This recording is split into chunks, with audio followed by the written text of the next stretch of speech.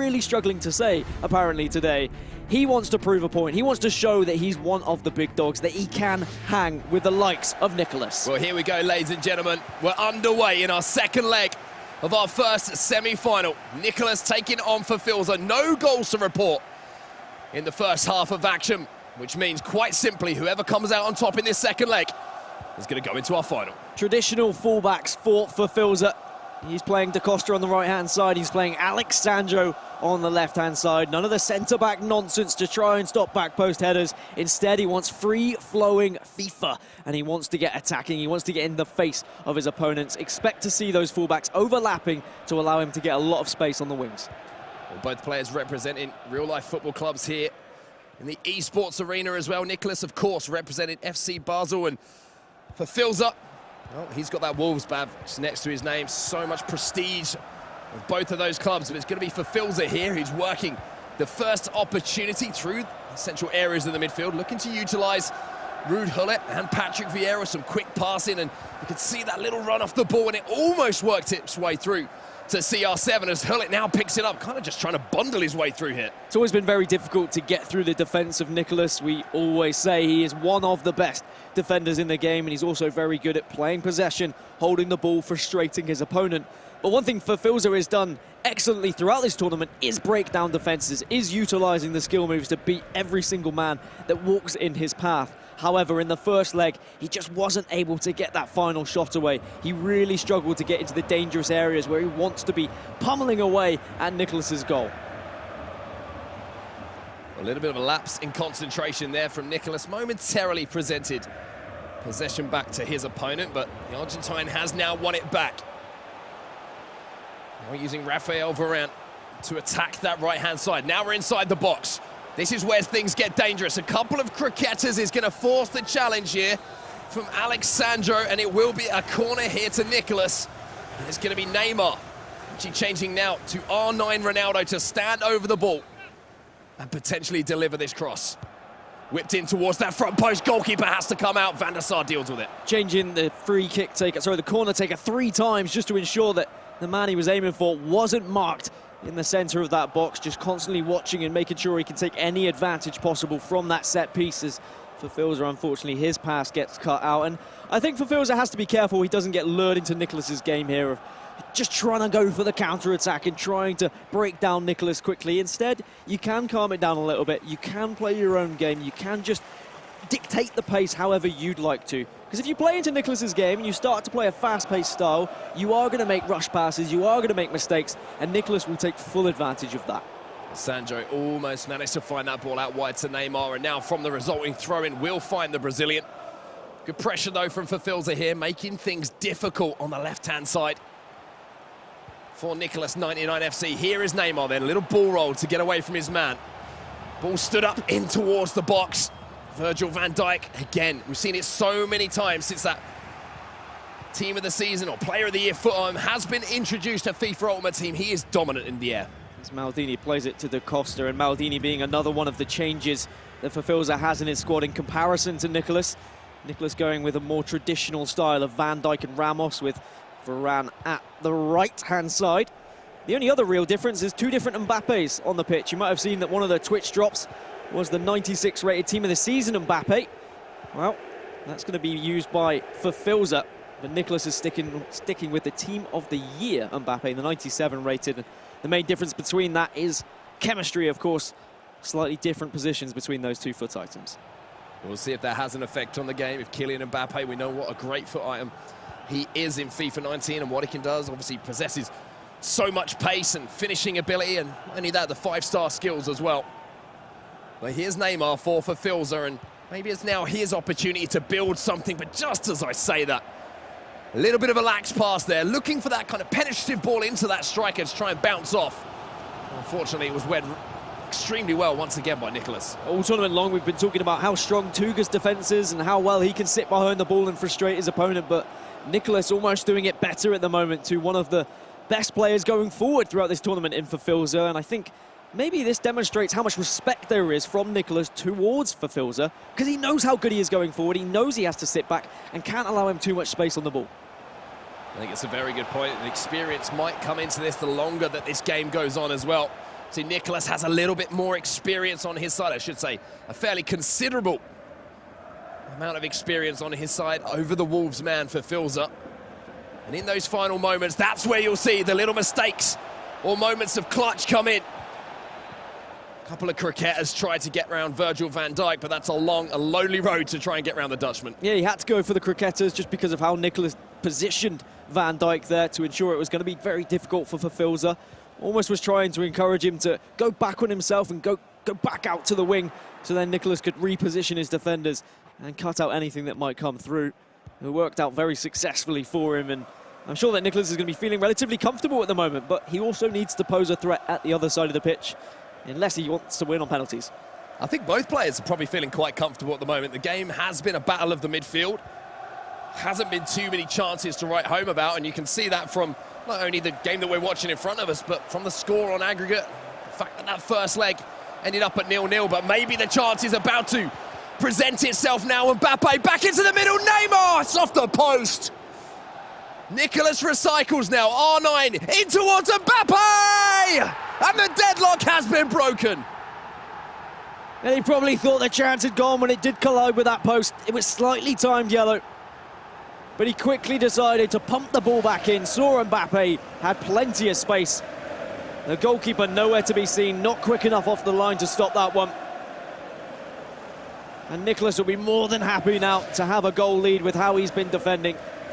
Fifilza probably thought he'd done enough, but even just allowing that shot to come away in the first place does open yourself up for those kind of situations to happen.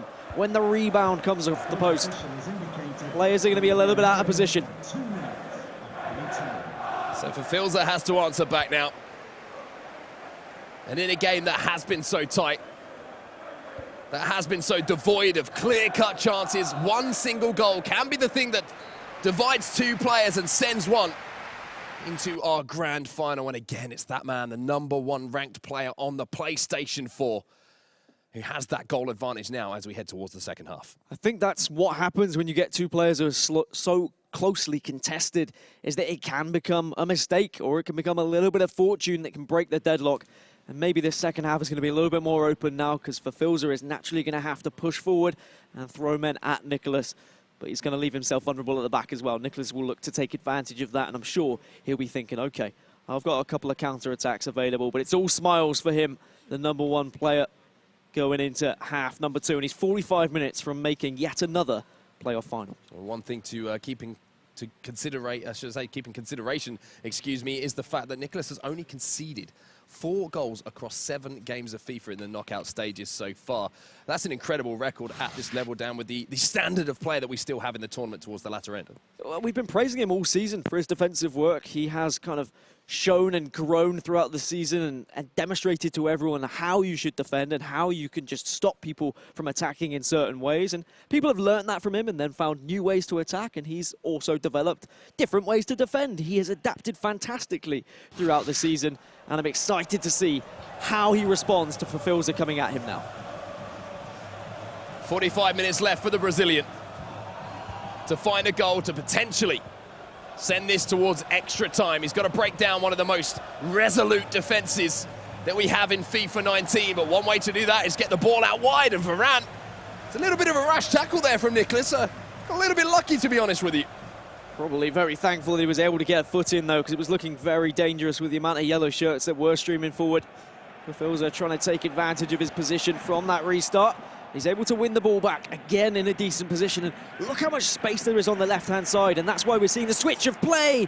But Nicolas read him like a book. Absolutely phenomenal player switching there from Nicolas just at the last second when that space opened up to make that tackle. Now Mbappe, the goal scorer, lays the ball back to the edge of the box. Modric found Hullet, who now in turn finds Alexandro, looking dangerous here on the edge of the box here for Nicolas99. There's a couple of cricketers, 3, and looking for the 4th. Couldn't quite find a way towards goal, but the pressure is absolutely constant. And finally, Maldini puts a foot in to relieve the pressure here for Fifilza. Those are the hardest situations to defend as well, when the ball is just bobbling around everywhere and there's cricketers left, right and centre, and you're just trying desperately to get a foot in. It's so difficult to read, and you have to really be focused to make sure that no mistake is going to be had, so your opponent can't just walk their way through to the back of the net. I think we have seen a change of formation from Fifilza as well. See two up top. Keep an eye and see if those formations are fluid, if they're changing in game. And Nicolas almost managed to win the ball back here, but there's a little dangerous situation developing now. Neymar almost found that ball into R9. It was almost like he saw that pass a little bit too late. It was on. R9 had so much space. I thought Fifilza was going to just be reluctant to pass it and maybe be a little bit more patient. Maybe he second-guessed himself a little bit there, and he needs to be a bit more decisive if he's going to get back into this game, as a pause is cued. And Fifilza will look to make changes, probably personnel changes, get some fresh legs on the pitch here. And something we look at this point in the game, as you're talking about changes on the offensive side, is game management. What we mean by game management is seeing the game out, being able to keep possession and limiting your opponent to opportunities to go forward. And well, if I think you want to talk about standout traits for players at the top level, Nicolas, that is one of his standout traits. But notice how not only is he managing the game and keeping possession, he's still slowly creeping towards goal. Mbappe with the scoop turn across goal, and again, it's the post that denies Nicolas, but he worked that position so well. And maybe deserved a little bit more, but he wins the ball back. Yeah, this time Fifilza lives to tell the tale of it hitting the post, and there isn't a rebound, but it's still pressure from Nicolas. Here's CR7, couple of step overs, Van Dijk gets across, and you can now see this game is really starting to open up, Dan. One of our other semi-finalists, Tuga, of course, he demonstrated how you can pass the ball around, you can keep possession, you can frustrate your opponent. But Nicolas is also looking for a goal. He's looking to put this game to bed. He has that champion's mentality. He knows how to win tournaments, and he doesn't want to allow Fifilza to get back into this one. There's a physical battle down this fullback position here between Alexandro and Cristiano Ronaldo. And Mbappe's just come in and picked the pocket here of Modric. You can't be making mistakes at this level like that. Van Dijk, luckily, in combination with Danny Da Costa, manages to get it away, and now Fifilza's got a little bit fortunate. But again, I mean, the pressure is just stifling here from Nicolas. It's so different. His line is so high. He's not sitting back and allowing Fifilza to come at him. Instead, he's just generating all the pressure possible. Well, CR7, Cricketa's pass one, looks to pull it back to the on-waiting striker, and now Fifilza having to commit man upfield, might be able to counter-attack. 15 minutes left. Look at the back four. Look how high they are. They're pretty much on the halfway line here, not allowing Fifilza to have any time in the midfield. So he's really struggling to get into these dangerous areas. And Nicolas has really just got everything right now. All he needs is a second goal, and this game's over. Neymar just leaves Maldini in his dust. The Brazilian towards the back post. Great composure in a pressurised situation there from Fifilza, and now he can stride forward again. Modric on the ball. 10 minutes left with $15,000 on the line. They've already secured $20,000, but $35,000 for the winner if they reach the grand final here at the PS4 playoffs. But it's Nicolas again winning the ball back. It's Nicolas again not allowing Fifilza to get down his wing, to get through the middle. And Nicolas now looks to kill off this game. Again, CR7 is the player who's attacking this fullback. Alexandro has to show him back inside, and Nicolas again keeping possession. Keep an eye on that game clock. 82 minutes on the clock at the moment. I think he's just been caught offside there, so there will be at least a chance for possession to be turned over. I think it was actually pulled back for a free kick, and I think Nicolas might still be in possession, because I saw that flag get pointed towards the direction of Fifilza's side of the pitch, but we will see after the restart. There was definitely a wave of the flag as the pause now is had, and you were right, there are two players up front, as now it's going to be switched though from that 4-2-2, and Nicolas is instead going to have to go up against a 3-5-2. It looks like plenty of men being thrown forward, because Fifilza's tournament is over if he doesn't get back into this. This is the second leg as the 3-4-2-1 is going to be implemented. And I mean, if you want an aggressive formation, that's just that. One of the most aggressive formations in FIFA 19. So many players will be flowing forward. The only problem is he has to win the ball back. That man on your screen right now, and that's easier said than done. And I'm sure you've probably picked up on that if you're watching for the first time here, about how good Nicolas is at keeping possession at the ball. And with a free kick, you'll see he'll probably just look to take this one short, and again, just milk that game clock down. Take those seconds out of game. Take the sting out of the potential counter-attack that Fifilza could put together. Yeah, Nicolas wants another final here. He wants to be the PS4 champion going into the E-World Cup. He wants to be the man to beat. Maybe he wants a second goal. Maybe he wants to put an exclamation mark on Maldini. Can't keep that ball in play. And it will be, again, a throw-in to the Argentine, who's just moments away from booking his spot in yet another final. And it really has been a masterclass of defence as well. It's not been simply sitting back and allowing pressure. Instead, it's been stepping up. It's been playing a high line. It's been winning the ball back in these areas. Maybe there's another chapter left to be written in this story. Neymar's trying to win the foot race there against Van der Sar. And that might have been the last roll of the dice for Fifilza. He has to pressure, he has to hustle, he has to win this ball back, and he does so. Just the kick out of the hands of the goalkeeper just drifts out of play. Fifilza, his last chance to go forward, and that tackle is as good as a goal here for Nicolas. Yeah, that wasn't good enough, unfortunately. Again, it was well read by Nicolas. Just a few moments left here. Unless he can win the ball back almost immediately and get the ball up pitch, this will be the end. Ronaldo in the corner. The final whistle goes, and you see the reaction there from Nicolas99. Another win, another final, and another opportunity to lift a trophy. But on the other side, heartbreak for Fifilza, who has looked absolutely incredible all tournament long. He will be at the E-World Cup. He did start in 15th place. He did move into the top 10 of the Global Series rankings. But as so many do, he fell to, quite simply, the best that is Nicolas. Yeah, he's like an architect. He just knows how to put the perfect game together from the foundations all the way up. It was a masterclass in FIFA 19 there from Nicolas.